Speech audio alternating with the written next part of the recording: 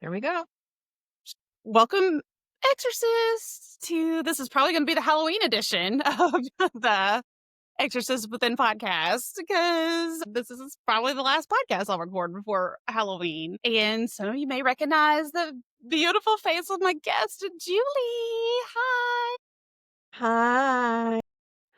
I gotta say, Julie, the last time you were here, I got a lot of really lovely feedback Oh, that were people just really thought that our friendship was so warm and fuzzy and delightful, and that we were just so delightful together. And I was like, well, duh.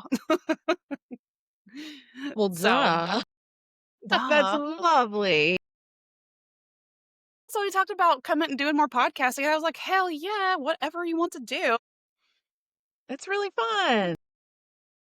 So if you're tuning into this, Julie and I did the Changeling episode together. So go back and watch the Changeling, which has been one of the most popular episodes, I will say, Julie. Yeah, I think people really like that movie. And of course, they liked our chemistry together. But if people haven't seen that, do you want to just say a couple little things about yourself, whatever you feel called to? Sure. I know Jamie from grad school. We went to grad school together and totally bonded. I'm like the freshman with horror movies. Like Jamie's got it. Jamie's got the horror movie thing down. She has all the info. She has the lists. She has so you're the guru. But I've always loved horror movies and none of my other friends are really that into it. So I'm really excited. Except my friend Melissa. But I'm really excited to have you as my horror friend among many, many, many other things. That we were showing off our earrings earlier. Julie's got some really cute Halloween earrings. Ooh, kitties with pumpkins and a full moon. So cute. Julie Yay, always wears. Halloween! This is like probably the one day. Maybe I'll wear these on Halloween. Yes. Oh, they're so cute. Maybe I'll wear them all week. Julie, it's been my goal to get 5 Halloween t-shirts so I can wear one every day of the week, and I've officially accumulated 5 Halloween t-shirts. I I'm love so it. excited.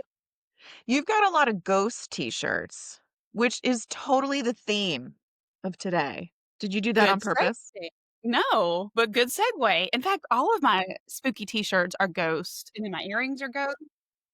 It's a kitty cat ghost, but it's not on purpose. I'm not particularly excited about ghost, but it just maybe I am subconsciously. I think you are. Yeah. I think you I are. did try Can I show you one more fun Halloween thing? This is my Please. go-to mug. This and my New Orleans mug that I got when I came to visit you are my go-to mugs. This is I don't know if it's backwards on the camera, No. but it says let's talk to ghosts. And then on the bottom it says activities for children and they're doing the Ouija board and there's a Oh whole my slew of god. these. You guys, all the watchers, listeners might have seen these before, but this is my like if I'm not drinking coffee from this mug in the morning, then like I worry about how my day is going to go. I love this mug so much. That's your grounding emotional support horror mug. It's my emotional support horror mug. I I love that. love it. Oh my So, god. I just saw Julie in Miami since we recorded the last podcast, and we had the most fun. Oh my god, we laughed our butts off the first night we and did. danced our butts off the second night Yeah. and We did a chilled our lot butts of off the third Yep. night. We ate breakfast next to Caesar Milan. We Except Jamie did. I didn't. forgot I about that. tried to text Jamie because Jamie was like sitting right next to because the tables were kind of close together and she was on the same side of the table as he was. And I was on the other side, so I could see him. And I'm like texting, it's Caesar Milan. And she's like, la di da. And then at the end, he gets up and he's done eating and he gets up and leaves. I'm like, dude, that was Caesar Milan. And she looks and she's like, oh my God. For those of you who don't know who Caesar Milan is, he's the dog whisperer. And Julie and I both really, really love animals. So I don't know what I thought when I saw Julie's text message, but as soon as I saw him, I was like, yes, that is Cesar Milan. It could have been like a total lookalike, but I don't know. It Yeah. really, I mean, I kept like glancing over and I was like, dude, I can't. Yeah. And I almost said something, but anyway, we're so off topic. We're off topic. It's okay. It's my fault because I was randomly like, everyone be jealous because me and Julie were hanging out in Miami. And Terry, Yeah, shout so out to Terry, hi, our Terry. friend Hi, Terry. Terry. The others, oh my god. So I said, "What movie do you wanna talk about, Julie?" And, you said The Others because Julie loves I ghost love this. stories. That's her favorite I type of horror. yes. I think this is like number 2. The Changeling is number 1. I think this might be my number 2. The mood. I think that's what makes a good ghost story. We've talked about this in the other episode, but the mood. It's such a ghost story mood. Like everything about it. And it's got like I guess it's got like the tropes in there, but it's just so well written and it's so well character driven that Yeah. it's not like cheesy ghost story tropes. And then, of course, there's the twist at the end. But I just loved it. I loved it. What are your thoughts? Well, I'm so honored that we've done a podcast on your number 1 and number 2 favorite horror movies. My god, that's so exciting. God, I don't even know if I've touched my favorite horror movies on this podcast yet. I feel too intimidated to do them. Let me ask you this. I know you have so many horror movies to choose from, but in the genre of like ghost story horror movies, maybe we'll save that for the next podcast if you can't think of anything. The next time we You do one know, together. as far as, like, ghost stories? Oh my god, Ghost Story. I don't know if that's a horror movie. I mean, it's got horror elements Story with or Ghost? Demi Moore. Oh, Ghost, Ghost. Ghost. Because there's another one. There's a movie called Ghost Story from here I go with my ghost. I'm going off in my trivia. There's a movie called Ghost Story from like 1980 that is super fun with a great cast, and it's so 80s, and it's got really cheesy special effects, and I highly recommend it. Highly recommend it if you're haven't seen it because it's just fun. Have some libations, take a gummy, do whatever, watch it. So Ghost, yes, Ghost is such a good movie. It is, and I guess it's sort of like it's got horror elements, but, as soon as I've said that, probably my favorite ghost horror movie of all time is Julie, I almost said I See Dead People, but that is definitely not the name of the movie. The Sixth It's, Sense. help me, Sixth Sense. Yes, Sixth Sense. It's an M. Night Shyamalan movie, yes. Oh my god. Ding dong, Jamie. Speaking of, guys, speaking of gummies and drinking, I don't drink normally. I've just been, if I do have a cocktail these days, it's just THC, a very low concentration THC. But I had 3 alcoholic beverages last night. So my brain's not on full cylinders today. So way less makeup This on is than Jamie's usual. version of The Hangover. This is my version of a hangover, yeah. So Sixth Sense is very much probably my favorite ghost story. I'm an M. Night Shyamalan apologist. I love literally every single thing that he's ever made, except for maybe You one movie. do. Everything, yes, I love everything, even his bad movies. It's so funny that you mentioned that because after I watched the others, I hadn't seen it in years and years and years. And I went through a period of not years and years and years, but I went through a period for a good like maybe 10 years where I watch it every year because it's one of those like have to watch every year. And then I stopped and I was like, "Oh my gosh, I haven't seen it." So I watched it and then I was like, "I need more." So I watched The Sixth Sense for the first time in probably 15 years. Okay. And it was so much fun watching it after watching the others. It's like the same vibe, right? Alert, we're gonna spoil this because I think if you've seen The Sixth Sense and we say, it's got similarities, it's gonna spoil it, so Well, I mean, they're all aren't but you go through the plot all the time with that's true. with Yeah, I was about to say, by the yeah. time you're watching this, they're like, it's gonna spoil it, yeah, But that's the good though. The alert is good because I highly recommend, and I think maybe Jamie does too. Speak for you, Jamie. If you roll have out. not seen this movie, go see it and then come back and listen to this because it's totally worth seeing without having any spoilers first. So, Yes. I yeah. will say, as far as like my overall thoughts on this movie, I remember seeing this movie many years ago, which this is a 2001 movie. God, Julie, that was 24 years ago. I Where looked up the girl, the daughter Anne in this. She's your age. She's 36, so she's a couple years because you're tomorrow's Jamie's birthday. is it? Oh my God, it is tomorrow. Jamie. But anyway, I hope you don't mind I'm giving your age away. But that blew my mind. That blew my mind. I was like, wait, what is happening? I feel like that movie just came out, but Seriously. So I remember seeing that movie many years ago and really liking it because the twist was like, you just until then, I don't think there was ever anything like that. well, there was The Sixth Sense. I wonder when The Sixth Sense was comparison. I'm gonna look that up real quick. Do you You think mean it was as far before as or the after? twist?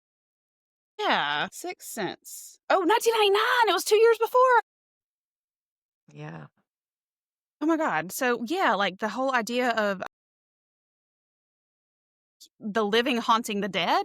I don't know, and not knowing who's living and who's dead, I just don't remember there ever being a twist like that before, and I remember seeing it and just being, like, shook and just amazed and just the mystery of it, and then rewatching it this time and knowing that what the twist was, I will say it was a little less impactful for me, but just because I knew what was gonna come, so yeah, I totally agree that watching the movie first before coming back is but now it's already but, you did warn people 5 minutes ago, so Hey, it's too man, late we now. warned you. Yeah, we warned you, it's too late now. Yeah. So I did notice that. I had remembered had much bigger feelings about it than this time around, but I did appreciate the acting and, like you said, everything about it, the elements of the atmosphere. This movie was nominated for many awards. I noticed. I was looking at that earlier. BAFTA and Golden Globe nominations for Nicole Kidman, 3 Saturn Awards, Best Horror Film, Best Actress for Nicole Kidman, Best Supporting Actress for Flanagan, 8 Goya Yeah. Awards, including Best Film and Best Director. Do you know? I don't know what a Goya Award is. Yes, because I have the same list. Looked up the same thing. I Take your was like, bags "What away. the Julie's the Goya fun fact one?" girl. Yeah, the Goya's in Spain, and this movie was huge in Spain. Huge in Really? Spain. Yeah. So, Why? I wonder. I know. I Does it have a wonder Spanish why. director? Yes. Almodovar or something like that? Amin Nabar? Oh my god. Metabar? Wait. I'm so Okay. sorry to everyone who speaks Spanish about my pronunciation. I got Alejandro. I'm pretty confident about that part. Alejandro. This is pathetic. My dad's first language was Spanish, and my mother was a Spanish teacher. I'm like, Alejandro Amenabar. We gotta look up some more of his for some more Absolutely. spookies because it says that's if he's got spookies. But yeah, so lots of awards. I didn't realize that until I was looking that up this morning, and I was like, "Oh, I didn't realize it's not just me who liked it this much." Seriously, yeah, Yeah. exactly. Objectively, from different award givers, it was very Yeah. popular. Yeah. Yeah. So, I think this was also the height of the the Nicole Kidman's, like, eyes, because she had Yeah. done, the, Virginia Woolf one. I think Cold Mountain Mm, was soon after. Like, all the yeah. Nicole Kidman movies from the early 2000s that I love. I just feel like this was such a pivotal time for her, if you're a Nicole I Kidman. watched some of my first Nicole Kidman movies that I remember were, Eyes Wide Shut. I don't know if this I was kind never of the saw same. that. Girl, homework. I think you mentioned that movie when we were in Miami. Alright, that's on my to-do list. I need to see that. Uh, you love cults, Julie. It's very sort of I won't say anything more 'cause I don't wanna spoil it because I think actually that might be a little ambiguous, but I don't know. I'd love for you to see it and tell me your interpretation. Yeah. Oh my god, you would love it. Now the more I'm thinking about the themes of that movie, you're gonna love it so much because it's definitely this time period, I think, with Nicole Kidman. It's also a very beloved movie in our Horror Weekly group. It's a horror movie? Is Arguably, it like yeah. Ghost, where it's like a crossover genre? It's not really, there's no supernatural elements. It's definitely got the creep it's directed by Stanley Kubrick. So, Okay. Well, yeah, it's a yeah, there you Kubrick go. yeah, it's a Kubrick film. So It's it's got got the psychological stuff. psychological, so creepy. Um, yeah, I'll just leave it at that without giving too much away, but it's not supernatural. The person who runs our Horror Weekly group apparently has this whole book just like a whole, like, massive book, a dissertation about that movie. So it's good. Okay. It's on the list. Yeah, I'll I've probably talked it watch up. it later today. Talk that up. It's got some freaky sex in it. I would say. Good stuff. Moulin Rouge is another one of my very beloved movies from that time Yeah. frame with Nicole Kidman, so I'm totally on board with Nicole Kidman from this time frame. Yeah, she did a lot within these, like, 5 years or whatever, but Did you hear that she just got divorced from Keith Urban, like, yes, I just just heard now? that. Yeah. Yeah, that's a rabbit hole. I have my theories. I have my how menopause affects women theories. Once you hit a certain age, you don't it's like that's got nothing to do with horror. Maybe Oh I'll my start god. a menopause podcast, and we can do, like, a crossover. Oh my god. It could be called Menopause is Horrifying. Menopause in horror movies. I could pick horror movies where there's potential menopause causes I for things. mean, could that explain why Nicole Kidman suffocated her kids in this movie? No, I'm just kidding. All right, let's start. Let's start. Let's get down into it because I have notes. I did a little bit of like digging. I have notes. Let's talk about pre-menopausal Nicole Kidman and her amazing character of Grace in The Others.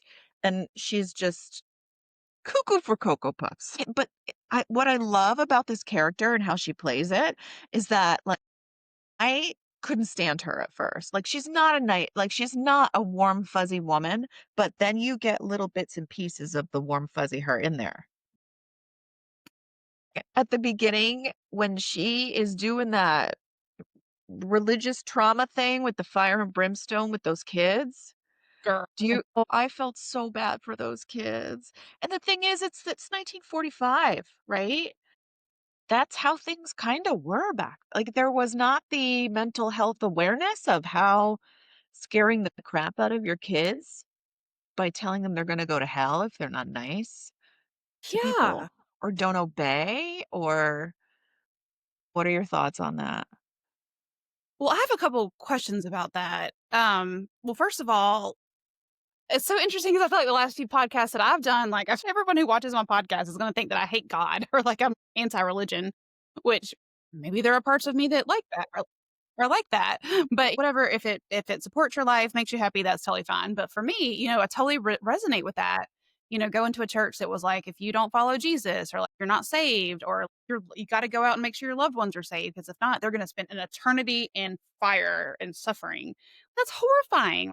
I don't know, that stuck with me for, like, a long, long, long time. I mean, probably just in the last couple of years, I started to, like, actually not to somehow shake that out of my psyche of, like, that's actually not true.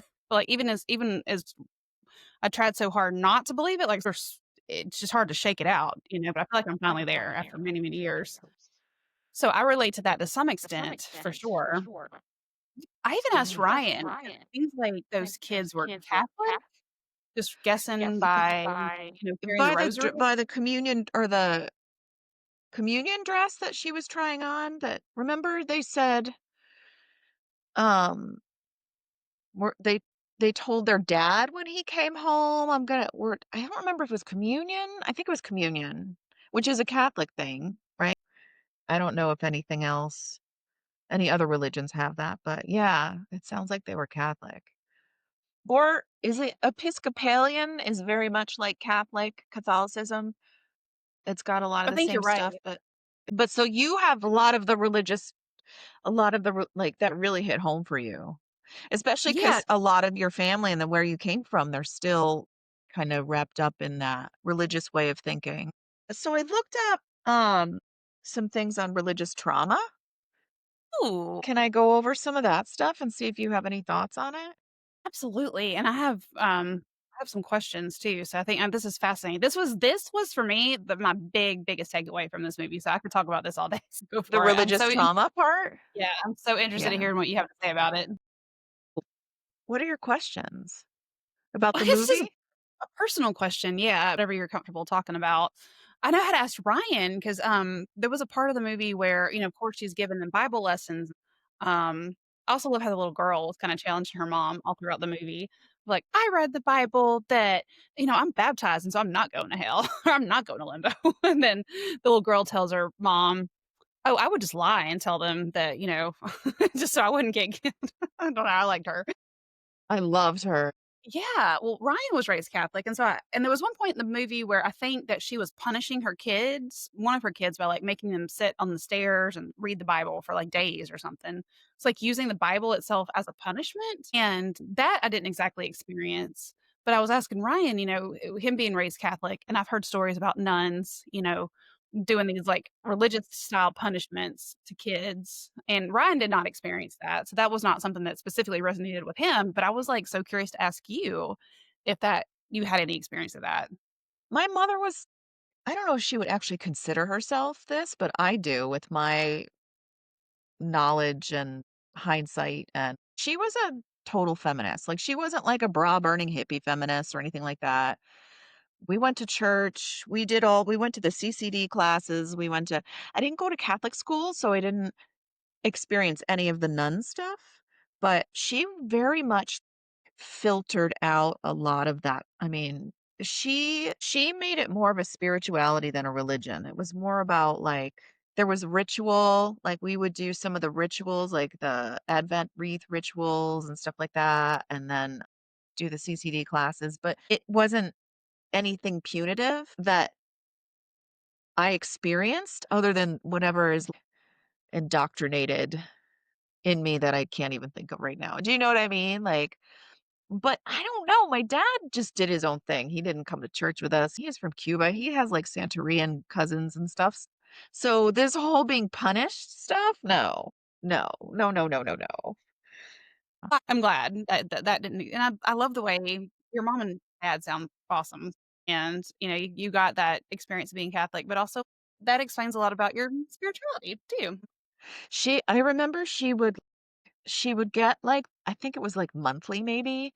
The Catholic Reporter was, like, a newspaper that she would get in the mail, and I remember her sitting, like, in a 1980s robe on her little spot in the couch and just, like, bitching about certain things, but she still held on to it. Like, I grew up in a very Catholic her side of the family is very Catholic, but it was, like, critical thinking. She had the critical thinking, you know? So, yeah.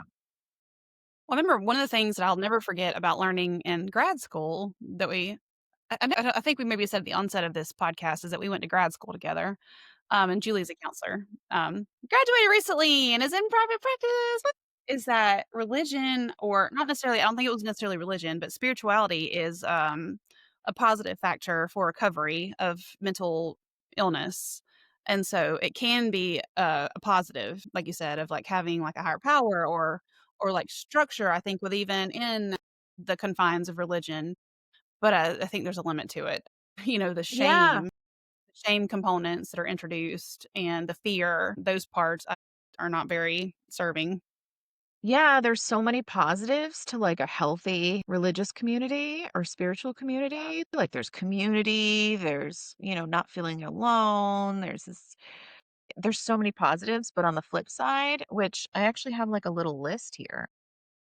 So, there's a thing called RTS, which is religious trauma syndrome, which is not yet in the DSM. I think it's kinda like CPTSD, which is complex post-traumatic stress, which is not which is like a long-term exposure to trauma instead of a big traumatic thing happening and then you gotta get over it. So RTS manifests over a long period of time and affects critical thinking, and the signs of well, let's see, the causes of religious trauma, guilt and shame you mentioned, strict gender roles, it's fear-based, you mentioned. There's the possibility of excommunication or shunning if you don't agree with everything. And this is religious trauma. So again, it's not like every religion is gonna make you feel this way. A healthy religious experience is not gonna make you feel this way. This is like the bad stuff. Repression of critical thinking, and then physical, emotional, sexual, or financial abuse could be also in there. There's overlap between this and cults actually, which is a whole Thinking that. rabbit hole to go down. Yeah. But then the signs for anybody out there, if you're wondering, "Oh my god, am I in a not healthy religious place right now and didn't even realize it?" Compulsive perfectionism, faith crisis, self-hatred, low self-esteem, and compromised self-worth. hypervigilance, lack of boundaries, identity confusion, sexual dysfunction, and other anxiety, depression, or eating disorders, or other things. So those are some signs that the the religious community that one may be in is not healthy and quite traumatic and toxic. And then it went into spiritual abuse. It's a tiny bit different. And this is where it gets really culty, and this is where they talk it's about also about like the head. Like later? Yes, the leader. Yeah. So you're forced into spiritual beliefs. There's gaslighting and manipulation of one's religious beliefs and sense of self, I mean, a lot of these are like the same thing, but it's a little different because it's spiritual abuse. It sounds like the leader versus the doctrine. Yes, exactly, exactly. Spiritual abuse. And this is where it's like again, I always think there's a lot of overlap between, you know, religion and cults, but Yeah. using religion, scripture, or doctrine to protect the abusive individual or the abusive leader, Yeah. feeling forced to stay in actively harmful situations or relationships based on the approval of leaders. Again, this is cult territory, right? See, this is a common thing with churches. Thing. Certain certain type of churches, for example, like divorce is one of those things that is forbidden in the Bible. And they'll say like you and honor your husband, right? And so like no matter how bad things get in your marriage, like you're not allowed to like divorce or leave your marriage. And so that's encouraging to stay in like abusive or dysfunctional, terrible situations. And again, that's what I think that point that you were just speaking to. Yeah. And also it makes me think in Catholicism, if you get divorced, you are no longer allowed to take communion, the body and blood of Christ. You think Jesus gives a shit? I don't think so. But this is me. This is also trigger warning. I might get feisty. I have strong beliefs about the overlap between some religious organizations and cults, but I'll leave it at that. Yeah. And then, yeah. So, someone who's experienced this like kind of control firsthand, and then pressure from leaders to deny personal decisions. So, yeah. And then last thing I'll say about this, the signs of the spiritual abuse by like a leader: difficulty trusting others, can dissociate, feeling isolated, suicidal ideation, compromised decision making skills. So I mean, you think like, oh, yeah, you had a crappy experience with churches growing up, but like this is hardcore. I mean, if you think about what she says to these kids in this, telling them they're going to go to the center of the earth where it's all fire and hot lava, and what was it? If you deny Christ, I don't know. That kind of blew my mind. Yeah, Like, where's the passion and love and forgiveness in that? Like, that is just yeah, pure fear-mongering. yeah. But she loves these kids. I mean, she's messed up, obviously, Yeah. but she loves them. That's what I think movies do a really good job is when they show the nuance, right? Because I mean, she cares so deeply for the kids. I mean, she's intensely protecting them all throughout the movie from sunlight, or just If she hears one of them crying throughout the movie, she freaks out. Like, she loves these kids. She absolutely loves these kids. And she shows them affection at different parts of the movie. she loves her kids. And if I kinda go into parts work for 2 seconds, I think that people who try to drive in fire and brimstone and you're gonna go to hell if you don't change, and there are people who try to convert others into their religion or their way of thinking. If you think about it from, like, what is good about doing that, they're trying to save people from eternal damnation because they love them, they care about them, and they don't want them to experience this. And it's because that there's a part of them that really believes that themselves because they've had that indoctrinated into them, and so it comes from a place of love and care.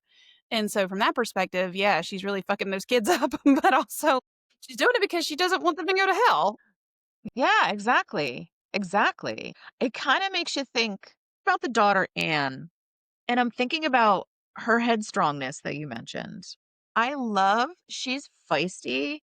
She's the one that's gonna grow up and burn bras 20 years, right? She's the one that's questioning everything, and when she's told to stop questioning everything, she's just like, "Yeah, okay, whatever, mom." It's so sad to see her being not taken seriously when she sees that little kid Victor.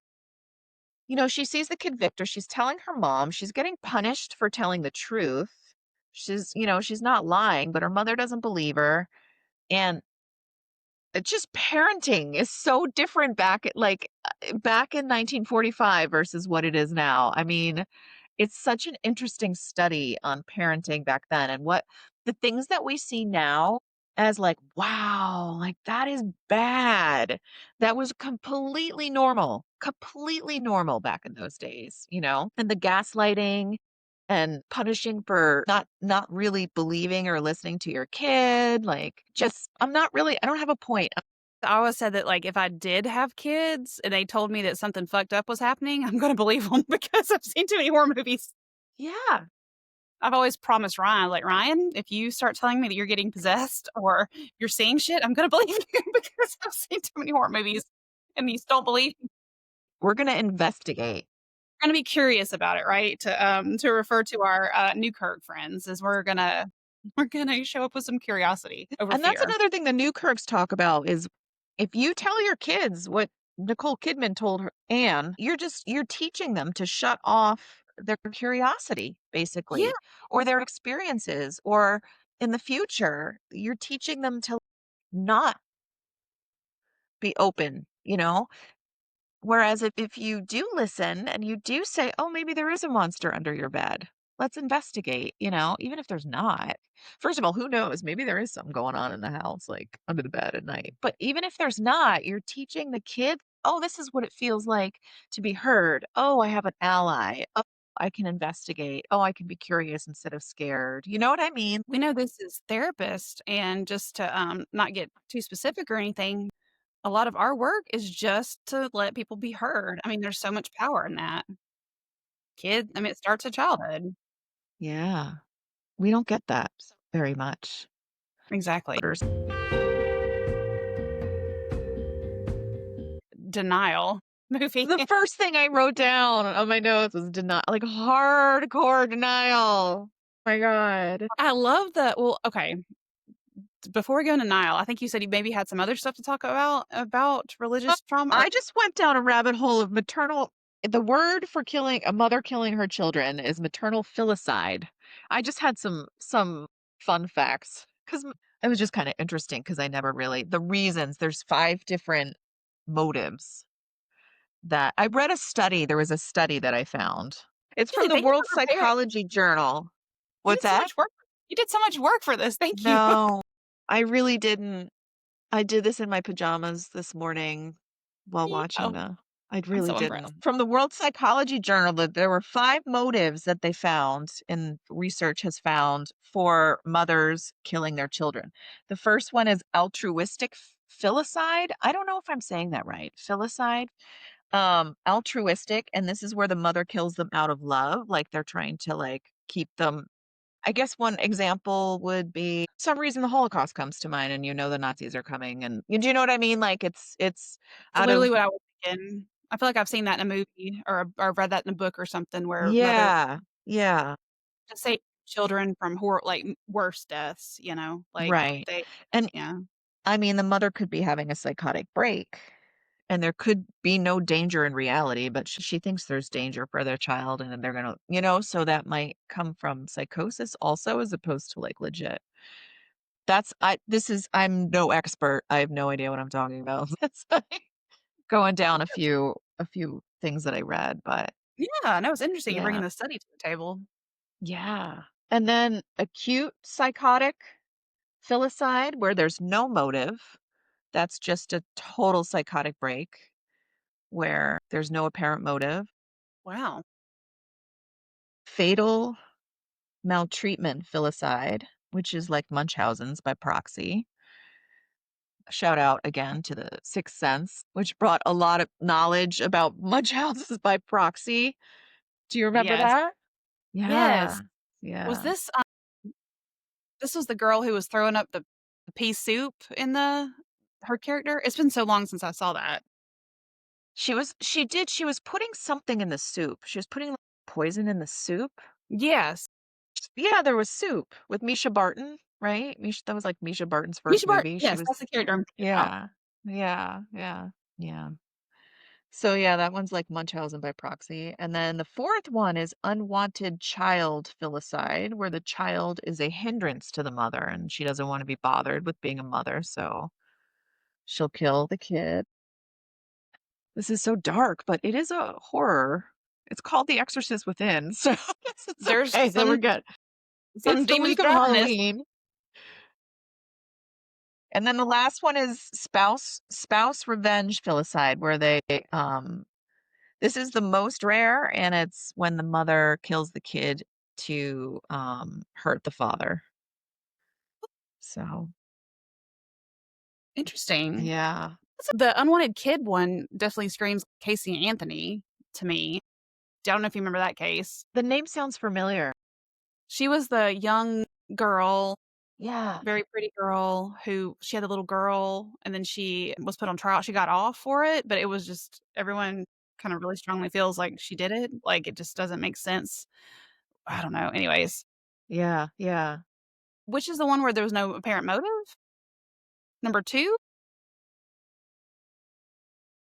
Yeah, maybe no, I don't know.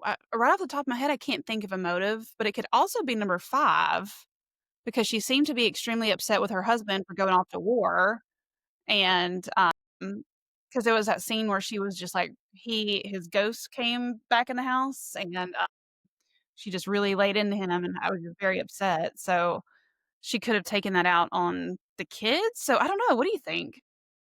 I think that conversation happened when everybody was dead. So, I think she was just suffering from isolation.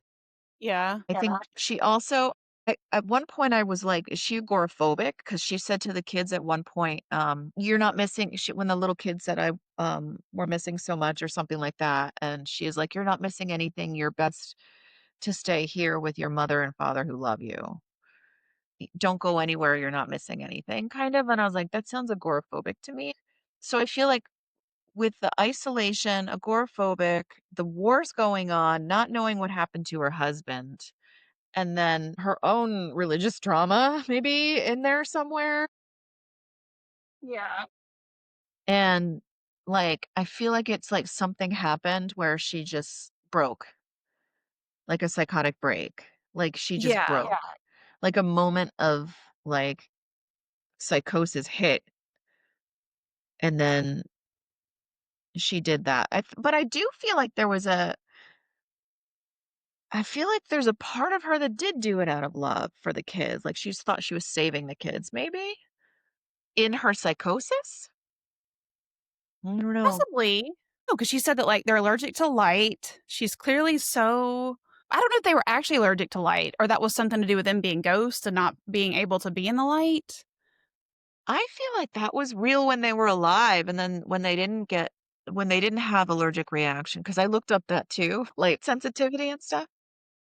Because there was some little hints dropped by the servants throughout the movie that they were trying to help her come out of denial throughout the movie, and there was some hints that were dropped, and the servants at one point said, they're not allergic anymore." So it's or something, so it's like, "Oh." So Yeah, that kind of implied that they were before. So maybe their yeah. life was maybe because of the isolation, they weren't living a happy life, and maybe because she was worried about their souls. If I remember correctly with Christianity, there's an age of accountability, and if kids die before the age of accountability, then they won't go to hell. Oh, that's interesting. That's something that I remember learning in church that, basically kids aren't accountable for their actions until a certain age. They taught you that in church, like, can't. You grew up with these thoughts that this is It gonna literally happen was to you. called the age of accountability. I remember that distinctly. It's so interesting because there was the kinda tie in back in the religious stuff, because again, this was, like, the part that really just stood out to me. This I am kind of fast forwarding to the end, and we can fill in some of the stuff in between. But because yeah, it's like, even with Catholicism, sometimes Ryan will tell me stuff that he learned in Catholic school, and I'll be like, "Where did you learn that? That's not in the Bible." But apparently Catholics have this whole separate book, the cataclysms or the cata something? Yeah, the catechism it's not written by, like, it's not gospel, it's just written by somebody, like the Catholic Church, people from the Catholic Church through the years that has all these rules and Yeah, ceremonies and I don't yeah. know. Yeah, and so The I've asked catechism, I never yeah, I know that word, but I guess I wasn't listening enough in my classes. Brian, he grew up going to Catholic school all the way till he graduated, so he had catechism, like, classes. That's what this okay, that is my okay. That is what my CCD classes were then. I just never knew what CCD stood for. Huh. I used to have to go to CCD my sister and I had to go to CCD classes once a week, which was like but it was like Sunday school, but not on Sunday.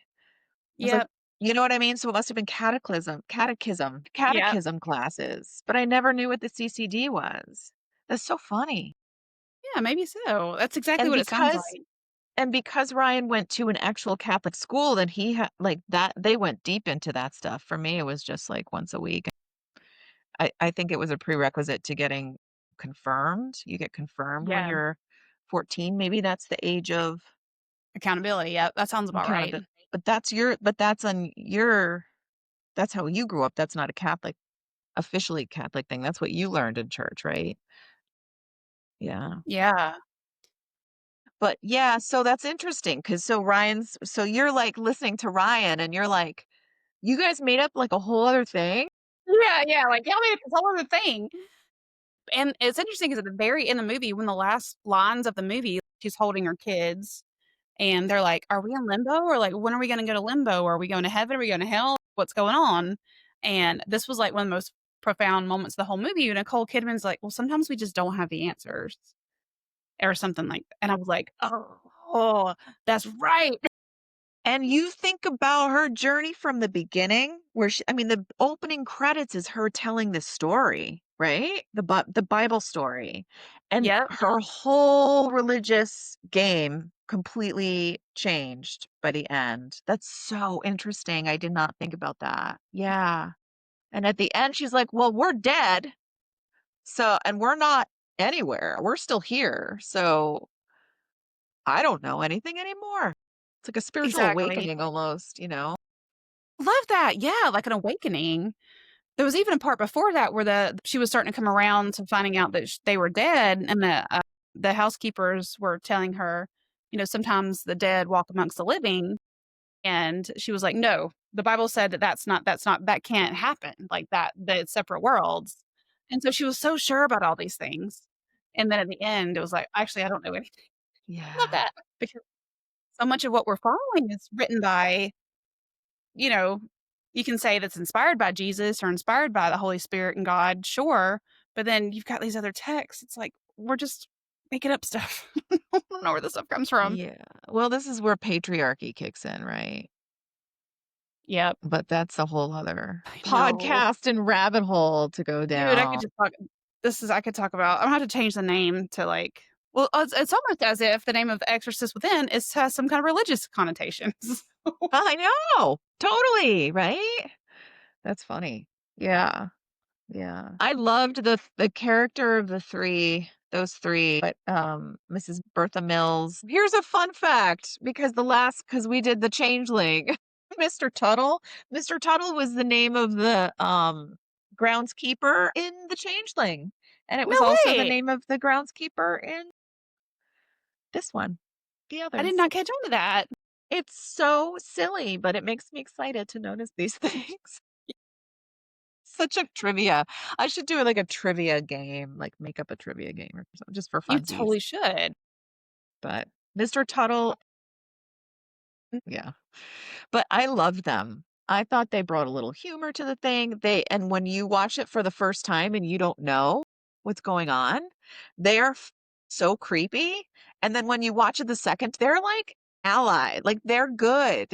It's amazing how that's what's fun, even watching that, like, you can't unring the bell once you watch either The Sixth Sense or this for the first time, but, like, it is fun. Like, there's so many layers to it that you can watch it again and again. I love those 3, especially Me too. Mrs. Mills. I gotta admit, since it's been so many years since I saw the movie, I knew Nicole Kidman and her kids were dead. I knew that was true, and I knew that the living were, kinda popping in and out the movie, and that's who the kids were seeing. But I did not remember whether or not that the 3 housekeepers, I did not remember if they were alive or dead, and so that was kind of, I could not remember at all, so that was a mystery for me the second time around, and I was convinced that they were alive, and I thought that they were alive, and they were showing up to the house to continue to care for this family as a ghost, and they were just kind of, like, sneaking around the house, amongst the living family and trying to help them cope and eventually come out of denial and at their own pace. As a second time viewing many years ago, that was kind of like being a mystery again because I didn't know if they were alive or dead Yeah, until they you saw their forgot. until their gravestones were revealed. That's so fun. It's kind of like, "Ooh, what's gonna happen?" Even though you know the big secret, you still forgot how they got to the big secret. Yeah. That whenever the little girl and boy were going out and they found the gravestone, I thought they were about to find their own graves, but I did instead. too the first time I saw that. Yeah. Totally, yeah, And so it was a yeah, surprise for me when they found the housekeepers' graves because I did not remember that they were dead.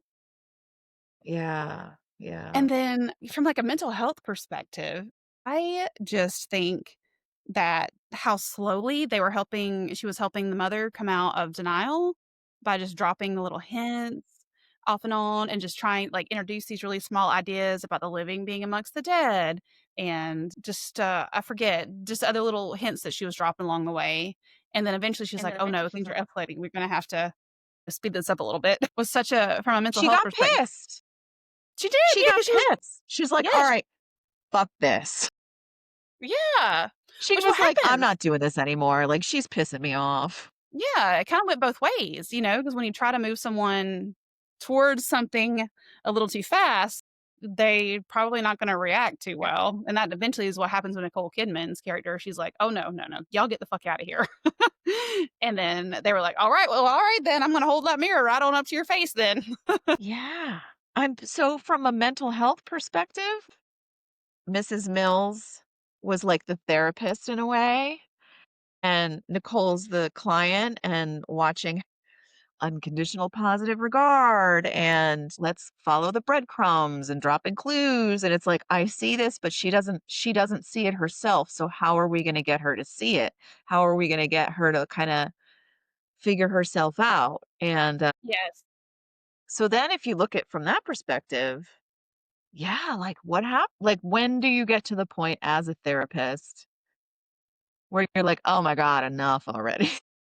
Yeah, When yeah. do you do that? I mean, obviously not in that way, but, like, when do you kind of push the confrontation? When do you do a little unveiling of Yeah. when's the right time? Which I guess depends on the client, but, I mean, with Nicole or Grace or whatever we wanna call her, she's a tough client.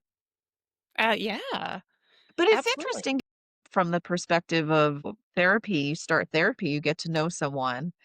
A lot of times people are kind of on guard and very defensive, and that was totally Nicole Kidman. And then when they reach that point in the scene where Nicole Kidman softens up and she's like, "Oh, it's chilly over there. Come sit by the fire." And they have that conversation. It was a very sweet conversation because you can see Yeah. Nicole Kidman opening up. You can see that softer side. She was asking her about herself instead of like, like, these are the things you have to do, and I'm your boss. Just to be honest, as a therapist, sometimes we want to do that. We want to just be like, we want to move things along. And that's something that we're taught is to kind of check our own agendas is like, okay, we have to Yeah. realize like, are we trying to achieve something because we're frustrated or are we pissed off? Because like, if that's the case, then, it's not about us as a Right. therapist. It's about what the client needs. And a little healthy confrontation is also okay. The confrontation is a therapeutic skill, but like you said, Julie, I do think it depends on the client, and it's Yeah. up to us, having built that relationship, to know how much confrontation and when. Yeah. Yeah. And check what's ours and what's theirs. Yep. So many layers to this. Suddenly, what pops in my head because it's such a small scene, and I think we actually don't spend a whole lot of time with the actual family that lives in their house, but we do get this really cool seance scene. I was just thinking about that too. You know what I was How thinking about? Oh, go ahead. You finish your thought first. I'm sorry. No, no, I wanted to punt this over to you because I know how much you love the seance scene in The Changeling. Totally what I was just gonna say. Was the first thing that came to my mind was I think we talked about this in the Changeling podcast, that big trumpet thing. Yeah. Wasn't that on the table in the others? At the end of the others? I don't know. Didn't they I'm gonna have to have go a back big and trumpet too? And it was so funny because you were like, "What is that?" And I'm like, "I don't know." And then there's a new curtain. Then right after we did that podcast, we learned all about the materials that they used in the seance back in the spiritualist days and from the Newkirk podcast. But anyway, I love like that scene, the way it was all put together. It was like choreographed. It was totally choreographed. Like the camera angle dancing with the way they're moving around the table. And it's just like that. Wait, what is going on? I thought it was so well done. I liked the mother's reaction, like the different kinds of reactions that people have to these things. If it was me sitting at the table, I'd be like, "Ooh, yeah, bring it on. Let's talk some more. Let's figure this out," you know? And then like somebody else may I don't know how you would feel, but somebody else would be like, "Oh my, like this is terrifying. Absolutely terrifying," you know? And then you got the Yeah. medium woman. What about you? What are your thoughts? Yeah, the mom was like, "Okay, we're getting the fuck out of here." Right. She was like, Oh no. Oh Nope, no." nope, nope, nope. We're out of here. And of course, the dad does the typical man thing. Sorry, men, but is like, stop being hysterical. It can wait until the morning. Or at least that's what I heard. Right? But that scene was so inspired by the Changeling because the Changeling was 20 years earlier. I mean, you got the automatic writing, you got the medium, you got the table. You think so? So it was too similar not to be. Totally.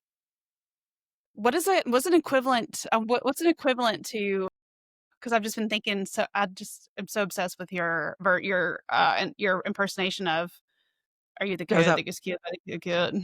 The girl's killed by the cold cart. Is that what you're talking about? What's the equivalent in this movie?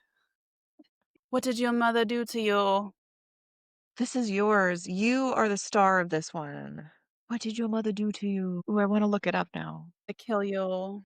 I want to time travel back to like one of those seances. Like, but there's so much fake stuff that happened that like a legit seance back in like sometime between the 1890s and the 1940s. And just Yeah. I would love like, that is like, oh, I would love to just sit and experience, like, contact with, some sort of spirit that Yeah. way with I don't know. We also learned from the shout out Newkirks, and I love on the live streams, Dana was like, "Shout out so and so," whoever was, or "Shout out Dana and Greg Newkirk." Uh, yeah, y'all check out that podcast episode of Haunted Objects where they were talking about, yeah, spirit trumpets and seances. They do a history of seances. But yeah, there was a lot of I would love to go to a legit one, but there was also a lot of fraud during that time, and they were talking about how done. But clearly, in this, there was not fraud because, mom comes over and shakes the table and throws the papers up, and it's Yeah. it's happening. Yeah. I wonder if there really were any legit ones. True. I wonder if it was all fraud. Mhm. Take off your skeptic hat, and then you put it on again, and then you take it off again. Put it on again, right? Yeah. As I'm hearing you say that, I was like, "Oh, I wish I could've been a part of something like that," but, me knowing you, I'm like, "Well, haven't you?" I think about you having sitting down with, like, your dowsing rod and your REM pod and, you know, having things happen. I've witnessed weird stuff happen. But there's always well, if there's electronics involved, I always have my like, in the back of my head, like, with EMF meters and stuff like that, it's like, well, it could be an electromagnetic thing, you know? I mean, when I was at The Conjuring the first time I went to The Conjuring house was just for, like, an hour-long tour, and then at the end of the tour, you get to wander around the house by yourself, and I heard that was the first paranormal situation that happened that I don't wanna say rattled because it was fun. Like, it was fun. It wasn't scary or anything, but it did freak me out. I was alone in the room at the upstairs of the conjuring house, and I heard a very distinct knock. It was coming from the, closet door. There's nobody in the closet door. It was kinda nuts, but it sounds so stupid talking about it. You heard a knock, it could be anything. I believe that knock more than any EMF or REM pod. Was a feeling. Yeah. And I know Yeah. the experiences I've had with dowsing rods in different places have always fascinated me. I feel like there's something almost more, like, believable about the non-electronic things. But then, like, I did go ghost hunting with it's not like I know him or anything, he was offering up go ghost hunting with, Adam Berry. Adam Berry's from the show Kindred Spirits. He's a ghost hunter, and I went to the Mark Twain house in Hartford, and, that was so much fun. Um, the EVPs were kind of, like, crazy on those. Those were super cool. Is this the kind of stuff you were asking about? I don't know. Yeah, exactly. And there's another place, in near Boston that I went to, and a lot of stuff happened there in the basement that was really cool. And that was Yeah. also with Atterbury. The Skeptic Hat, it's like, to me, that's just fun. It's just fun to go to creepy places and with people who are interested in this stuff. And if something crazy happens, I don't know, it's just fun. It's just super fun. Yeah. It is fun. At the minimum, it's fun. If something is happening, cool too. Every Yeah. Estates, that was the place. Let me ask you another question about the others. Yeah. What would you rate it on a scale? What's it usually, 5-star scale? Is that how we do it? What would you Yeah. rate it? First viewing, probably God, I think just because of the twist, probably a 4.5. Just because of the twist and the mental health themes, obviously, because I really like. The second time I watched, I had a little bit of a hard time watching it, not gonna lie, just because I knew the twist, and it was a little bit of like, "Okay, let's go, let's Slow go." burn? But yeah, it Slow was burn. really slow for me. So I think I actually rated it like a 2.5, just like an average, like somewhere in the middle, just because it was really slow for me. Yeah. And I I think the movie is really strong because it doesn't have a bunch of jump scares, doesn't lean on traditional horror things, and I think that's powerful. I think it's great. I just think, Yeah. yeah, I don't know, I'm probably desensitized, honestly, because of all the shit that I watched, so it was just a little bit slow for me, but Well, it's true. It's like our brains get so used to fast-paced, yeah. um, things all the time. I just watched a, like, 1962, Vincent Price movie, and I was like, "Whoa, this is slow," but, like, it's like meditating. It's like Yeah, meditating, you know? I know what you I mean. That's what I think makes a good ghost story is the slow burn. Like, I'm a huge fan of the slow burn. I know not a lot of people are, uh, Yeah. I but, do like slow burns too, like The Presence, here I love. I forgot about that movie when we were talking about ghost stories earlier. yeah, that was so good. That might be in the top 5 for me, ghost story-wise. I think it's in the Yeah. top 5 of my favorite horror movies this year. I've seen that movie twice, actually. The first time, it was amazing because of "Oh, this is what's happening," and then the second time, it's interesting to watch it knowing what the twist is and like, "Oh, that makes sense. Oh, that makes sense." Like, it's sort of things start. Yeah. I gotta watch it again. I saw it once in the movie theater, and that was it, so I think it's time. I think this is a perfect week because it's Halloween week, and I'm in Yes. all up into ghost stories right now, so Yeah. In fact, I think yeah. that movie was probably better on second viewing, knowing who it is. Yeah. Wait, I can't because I only saw it once. Was there a seance? Oh, there was a medium. I don't think there There was was a actually a medium, but seance. she just popped by and had a conversation and, like, a feel, but they didn't have, like, that kind of okay. And you know what else I was just thinking as we've been talking to you? I was thinking this because you brought up the movie Ghost, and I just watched for the first time the Zoe Kravitz movie, Yes. blink twice. There's a fine line, if one at all, between a psychological thriller and a horror movie, right? Yeah, So it's kind of it's interesting to think about that because I totally. love psychological thrillers. So like Silence of the Lambs is a psychological thriller. Would you consider that a horror movie, right? Definitely do in our um, I would, and definitely the Friends of Horror Weekly group. I mean, that's definitely like a beloved movie in our group for sure. Yeah. So comment down below. I haven't done that yet. Comment down below if you think there's any difference or if you think it's the same thing. Psychological thriller and what's another one? The Cable Guy is a movie I'm planning to do a podcast on later this year because it's got I don't know, that's such a weird movie. It's got like comedy and camp, but it's also got these psychological, but also kind of got some horror. I don't know, That like movie is what like makes it's totally its own genre. yeah, like what makes a horror movie? There's another movie that came out this year by Ari Aster, the Eddington movie that has Joaquin Phoenix and Pedro Pascal, which is actually number like 3 or 4 of my favorite horror movie. I consider it horror, but there's been a big oh, and The Life of Chuck, the Mike Flanagan movie.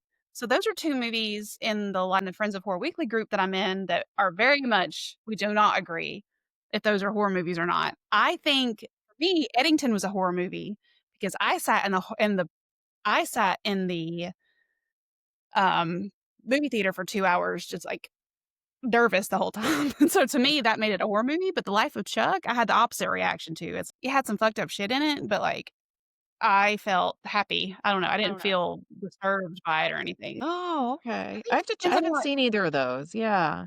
But I think it's it just dep interesting too, right? Because Ari Aster, I mean, 2 of the best horror movies of the past 10 years are yeah. Midsummer.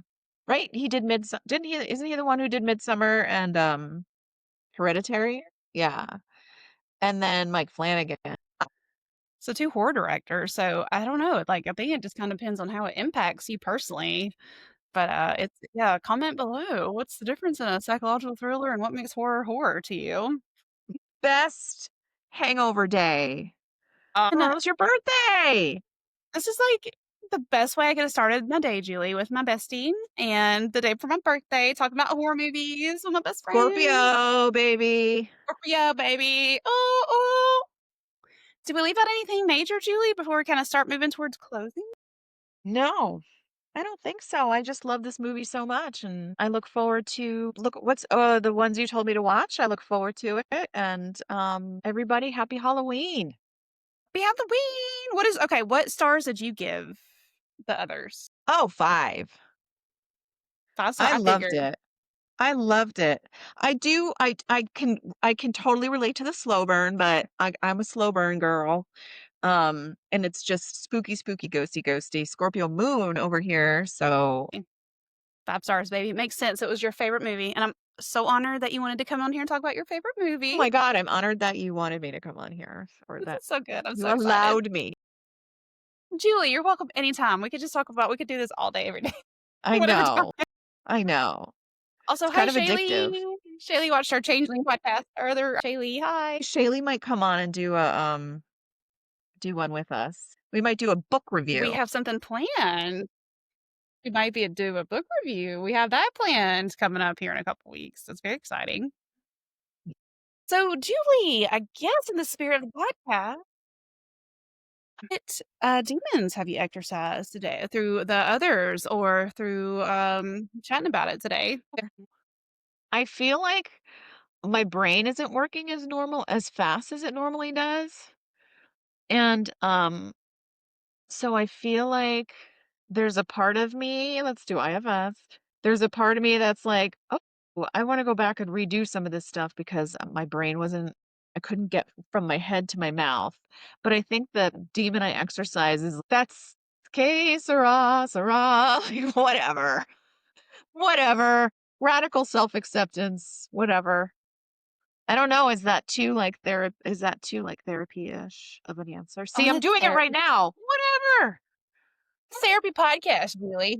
I know. No, Yeah. I think that's beautiful. I think that not that it matters what I think because, it's all about you. I think you did a wonderful job, and also, I've gotten to be a pretty damn good editor, so I'm gonna make us look good. Me and my hungover brain over here, so we'll call this Yeah. Yeah, totally.